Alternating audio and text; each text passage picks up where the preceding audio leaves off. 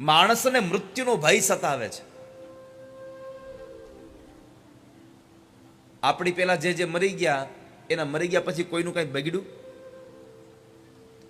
કારણ પરમાત્માએ બધું જ નિર્માણ કરીને મૂકેલું છે.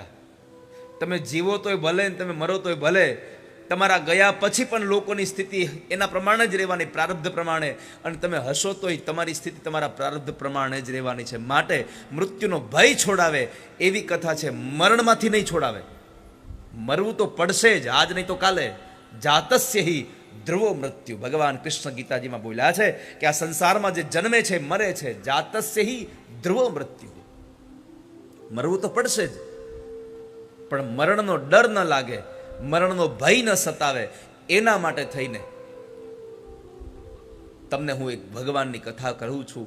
એ તમે સાવધાન થઈને સાંભળો. તદહમ તેભિધાસ્યામી સાવધાન તયા શૃણુ. સાવધાન થઈ જાઓ. શું? કે હું તમને જે કથા કહેવા જઈ રહ્યો છું એ કથા મૃત્યુના મોઢામાંથી નહીં બચાવે, પણ મૃત્યુના મોઢામાં જવાનો જે ત્રાસ છે એમાંથી છોડાવશે.